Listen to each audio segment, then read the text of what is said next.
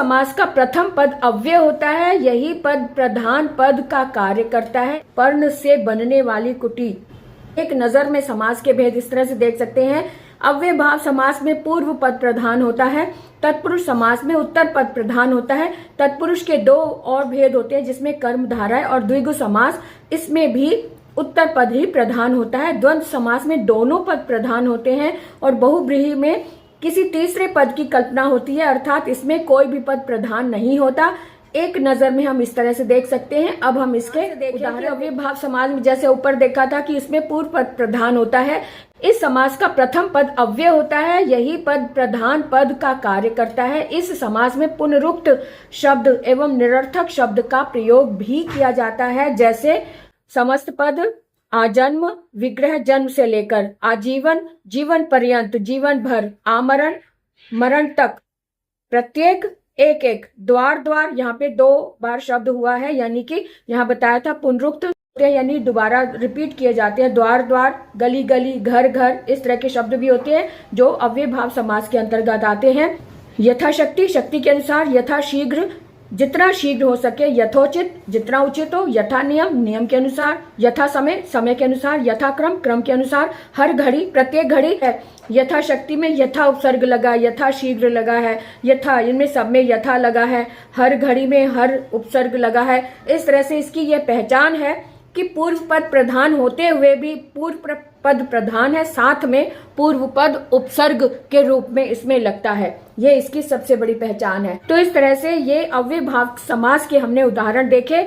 अब हम देखेंगे कि तत्पुरुष समास में क्या परिभाषा है और तत्पुरुष समास में क्या मुख्य होता है, क्या प्रधान होता था, कि इसमें उत्तर पद प्रधान होता है। तत्पुरुष समास में उत्तर पद प्रधान होता है।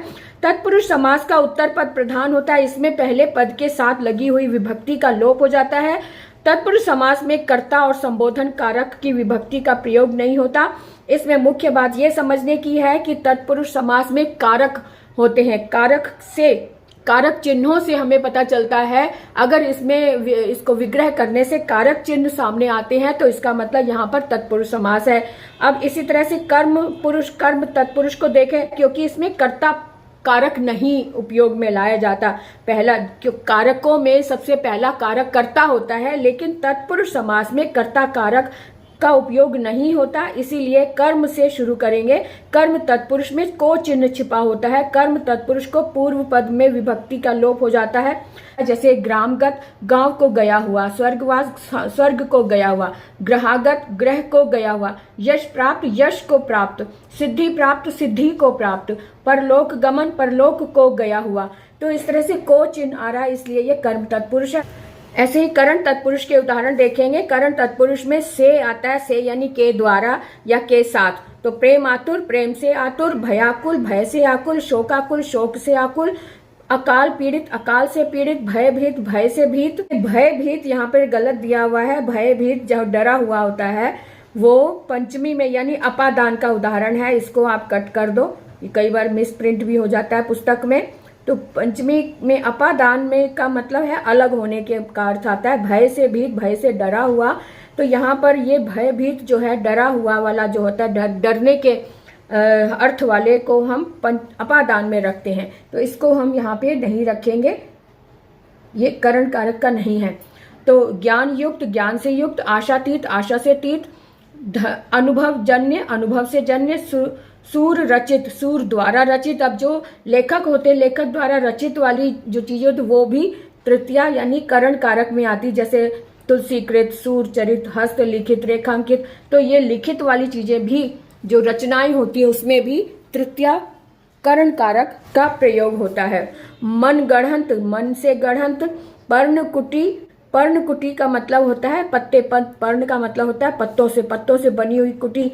तो पर्ण से बनी कुटी, भूख मरा, भूख से मरा हुआ, ईश्वर प्रदत्त, ईश्वर द्वारा प्रदत्त, मन माना, मन से माना, तुलसीकृत, तुलसी द्वारा कृत, गुण युक्त, गुण से युक्त, गुरुदत्त, गुरु द्वारा दिया हुआ, गुरुदत्त यानी गुरु द्वारा प्राप्त।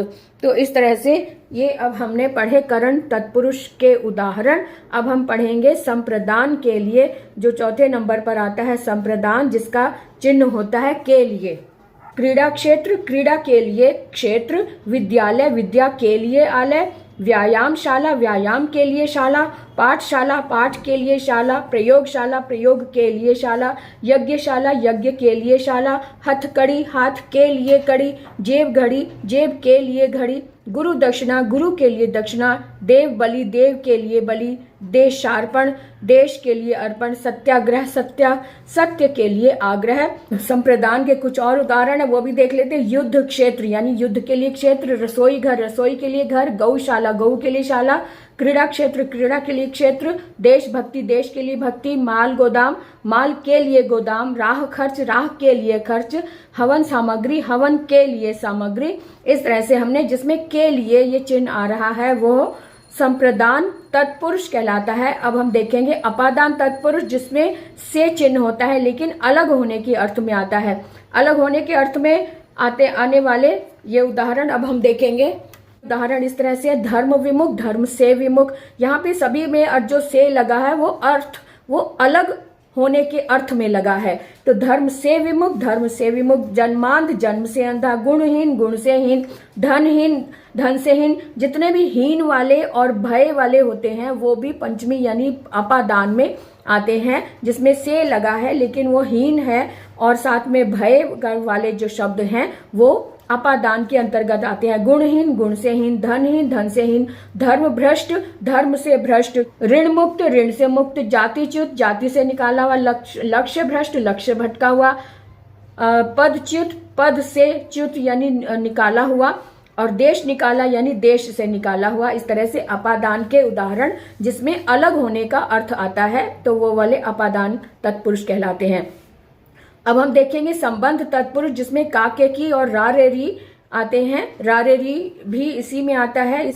तो अब हम संबंध तत्पुरुष के उदाहरण देखें। भारत रत्न का के की और रा रे री इसका संबंध का मतलब है, इनसे पता चलता है कि इनके साथ रिलेशन क्या है।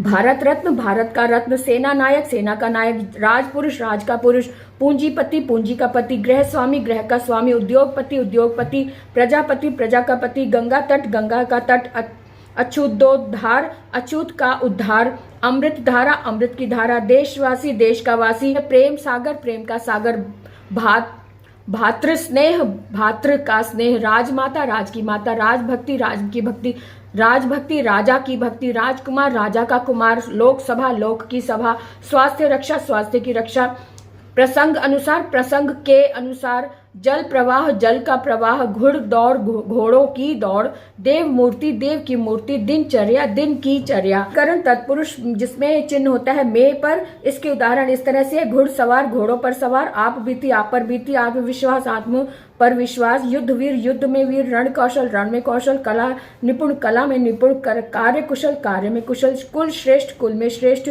आनंद मग्न आनंद में मग्न, लोकप्रिय लोक में प्रिय, धर्मवीर धर्म में वीर, ध्यान मग्न ध्यान में मग्न, नीति निपुण नीति में निपुण, पुरुषोत्तम पुरुषों में उत्तम, व्यवहार कुशल व्यवहार में कुशल, विचार मग्न विचार में मग्न।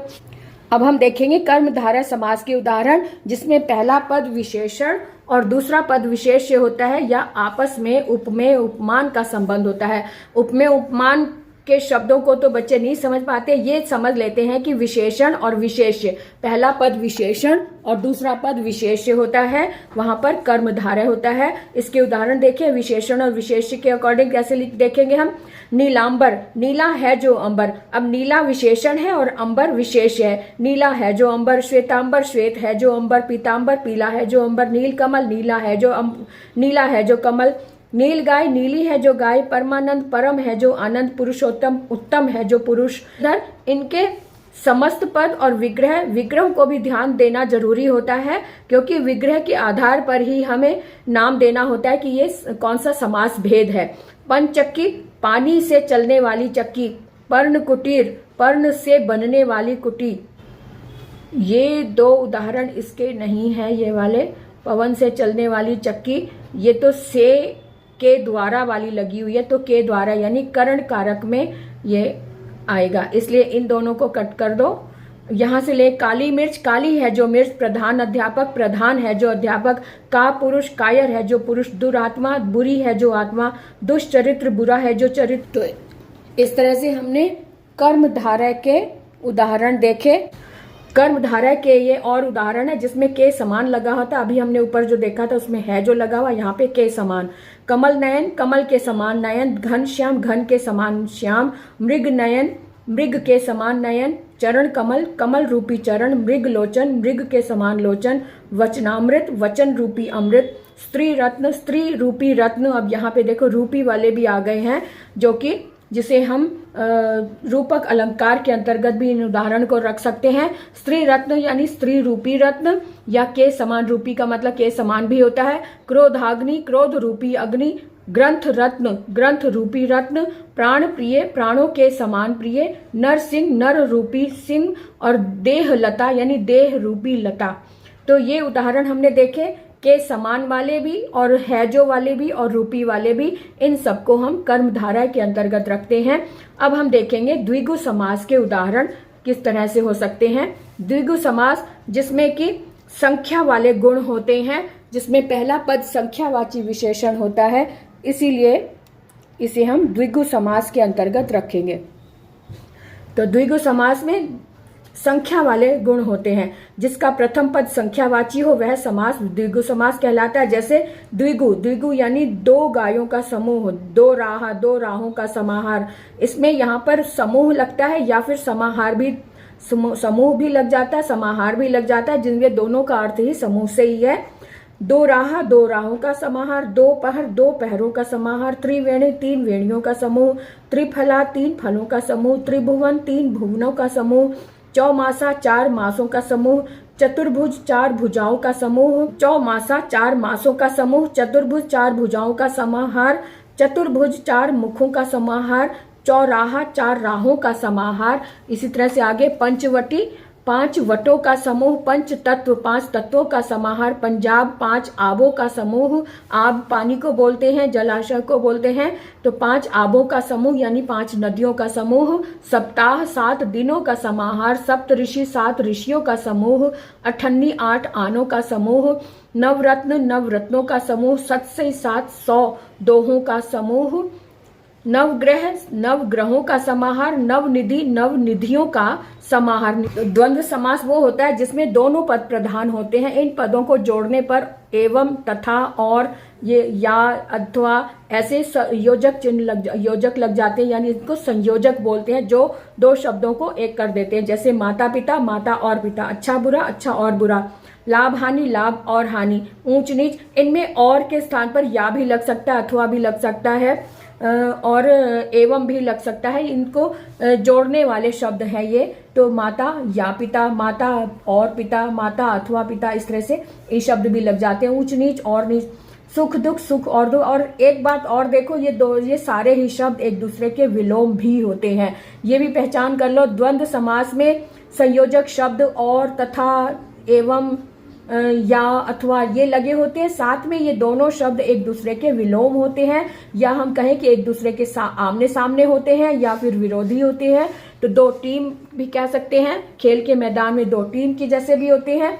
और दोनों ही पद प्रधान होते हैं, ये बात भी समझने वाली है, क्योंकि दोनों के बगैर अधूरा है। अगर हम माता पिता इनके बीच में अगर ना लगाएं दोनों में से, तो एक से काम नहीं चलेगा। इसी तरह से खेल के मैदान में दो टीम होती है, एक टीम नहीं खेल पाती, दो होती है, दोनों में मुकाबला होता है। इस तरह से राजा रंक, राजा और रंक। जन्म मरण, जन्म और मरण। धनी निर्धन, धनी और निर्धन। गंगा यमुना, गंगा और यमुना। आचार व्यवहार, आचार और व्यवहार। जल थल, जल और थल। दूध दही, दूध और दही। घी शक्कर, घी और शक्कर। फूल पत्ती, फूल और पत्ती। देश विदेश, देश और विदेश। स्त्री पुरुष, स्त्री और पुरुष। जल वायु, जल और वायु। दाल रोटी, दाल और रोटी। इस तरह से हमने द्वंद्व समास के ये सारे उदाहरण देखे, जिसमें पहचान क्या है, और, अथवा, या ये लगे होते हैं, और साथ में ये दोनों ही एक दूसरे के विरोधी होते हैं, या हम कहें एक दूसरे के विलोम होते हैं। अब हम बहुब्रीहि समास के उदाहरण देखेंगे। इस समास में दोनों ही पद प्रधान नहीं होते, कोई भी पद प्रधान नहीं होता। जो प्रधान होता है वो वहां उपस्थित नहीं होता, यानी तीसरा ही पद कोई प्रधान होता है। तो कैसे होता है ये देखिए। इसमें विग्रह के आधार पर इसको बहुब्रीहि का नाम दिया जाता है, क्योंकि ये वाले उदाहरण कर्मधारय के भी उदाहरण बन सकते हैं। सिर्फ विग्रह के आधार पर हम कहेंगे कि ये बहुब्रीहि है अथवा कर्मधारय। यहाँ पे बहुब्रीहि में धारण करने वाला, अर्थात करके हमने ये वाले सारे ही शब्द विशेषण का कार्य कर रहे होते हैं, जहां पर वहां बहुब्रीहि होता है, और जिसकी विशेषता बताई जा रही है वो वहां यहाँ पर नहीं होता, उसका लोप होता है। तो ऐसे वाले में जो विग्रह होता है उसमें बहुब्रीहि होता है। जैसे चक्रधर, चक्र को धारण करने वाला अर्थात विष्णु। नीला कंठ है जिसका अर्थात शिव। अंशुमाली यानी अंशु है माला, यहाँ पे माली नहीं माला, अंशुमाला, अंशु है माला जिसकी अर्थात सूर्य। चंद्रशेखर, चंद्रमा है मस्तक पर जिसके अर्थात शिव। दशानन, दश है आनंद जिसके अर्थात रावण। अब दशानन में द्विगु समास भी बनता है और कर्मधारय भी बनता है। कर्मधारय तो ये सभी है, सिर्फ इनके विग्रह पर आधारित हम कह सकते हैं। अगर हम अर्थात लगा रहे हैं तब ये बहुब्रीहि है, अगर हम कहें है जो जिसमें विशेषण और विशेष्य की बात करें तब ये कर्मधारय होगा। लेकिन दशानन एक ऐसा है जिसमें 3 तरह से हम जोड़ सकते हैं, कर्मधारय भी है। कर्मधारय इसलिए तो ये 10 है जो मुख कर्मधारय, 10 है आनंद जिसके तो रावण, तो तब ये बहुब्रीहि है। और 10 मुखों का समूह अगर हम कहें तब ये द्विगु समास होगा। आगे देखिए श्वेतांबर, श्वेत है अंबर जिसके अर्थात सरस्वती। लंबा है उदर जिसका अर्थात गणेश। गिरिधर, गिरि को धारण करने वाला अर्थात कृष्ण। त्रिनेत्र, 3 नेत्र हैं जिसके अर्थात शिव। त्रिलोचन, 3 नेत्र हैं जिसके अर्थात शिव। षडानन, 6 मुख हैं जिसके अर्थात कार्तिकेय। मृगनयनी, मृग के समान नेत्र हैं जिसके अर्थात स्त्री विशेष। अब यहाँ पे मृग के समान नेत्र अगर इतना ही रखें तब तो ये कर्मधारय होगा, और अगर हम जिसके लगाकर कहें स्त्री विशेष तब ये बहुब्रीहि हो जाता है। इसलिए ऐसे उदाहरणों को विशेष रूप से ध्यान दें। पीतांबर, पीले हैं वस्त्र जिसके अर्थात कृष्ण। 12 सिंगा, 12 है सींग जिसके अर्थात हिरण विशेष। और महात्मा, महान है आत्मा जिसकी अर्थात विशेष व्यक्ति विशेष। अब यहाँ पर भी देखो महात्मा, महान है जो आत्मा अगर कहें तब यो कर्मधारय होगा। महान है आत्मा जिसकी लग गया अर्थात कोई तीसरा व्यक्ति विशेष हो गया तो वहां पर ये बहुब्रीहि समास हो जाएगा। कमल नयन, कमल के समान नयन जिसके अर्थात राम। पंचानन, 5 है आनंद जिसके अर्थात शिव। तरह से मुरलीधर, मुरली को धारण करने वाला अर्थात कृष्ण। दीर्घ बाहु यानी दीर्घ है बाहु जिसकी अर्थात विष्णु।